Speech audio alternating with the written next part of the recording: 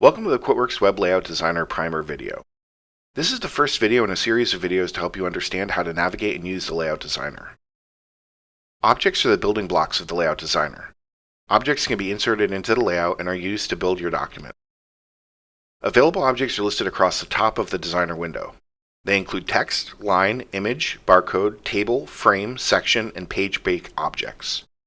To add an object to a layout, like a text object, click on it and drag it into the layout. As you can see, we now have a text box on our layout. Objects, including text boxes, can be dragged anywhere on the grid. Text objects are unique in that they can be static text, pull data from a QuoteWerks field, or a combination of both.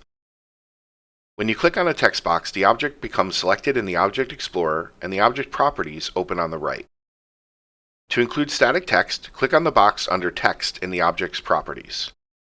Type whatever you want, and as you type, you can see the text populate in the Designer. Text field object properties allow users to control the size and position of the text as well as the style of the text in its container. Under Style, you can apply a save style if you have one, or adjust the specific text box's style attributes. For example, you can adjust the style of the text like bolds or italics, the text and background color, font, line spacing, border settings, and padding. Note that the background color shows a checkerboard pattern. This indicates the object has a transparent background. Selecting that field and choosing a different color will adjust the background color of that field. In addition to formatting the entire text object with specific style attributes, you can activate rich text support by toggling the rich text option on. With rich text enabled, you can format individual words with different styles. Just type in and format your rich text directly in the rich text box.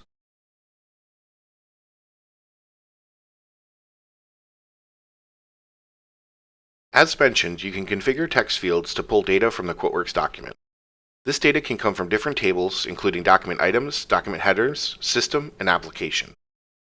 To insert a data field, drag and drop a text box into the Designer. This time, instead of typing the static text into the text box, we'll click Choose Field and select available fields from the QuoteWerks document.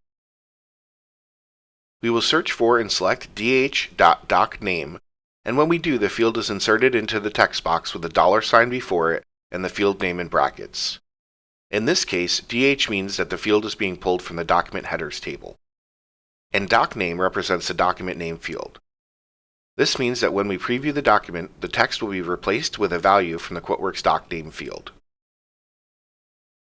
Labels and data fields can also be used in conjunction with one another. For example, we can type the static text of "the name of this document is," followed by the dh.docname field. When printed, the static text will remain and the docname field is replaced with a value from the document. Many users will have multiple text boxes on their layout, and there is a tool that can be used to align them. Start by selecting the object you would like to align while holding the Shift key. Alignment buttons will appear on the top of the window. There are multiple alignment options including aligning to left and right edge, top and bottom, as well as centered horizontally and vertically. As you can see, clicking the Align Center aligns the objects to the center of one another. While we demonstrated this with a text object, know that other objects, like images, will have the same behavior. Now that we have more than one field, we can demonstrate how you can select multiple objects at once. Click on one field while holding the Shift key, click on the other field. Alternatively, you can lasso both fields by clicking and dragging the box around the objects you wish to select. With both objects selected, you will notice that they are now both highlighted in the Object Explorer, and the object properties indicate that multiple objects are selected. We can now easily adjust the positioning and style of both objects at once. For example, if we adjust the font to Calibri, you can see that both text boxes' fonts are updated.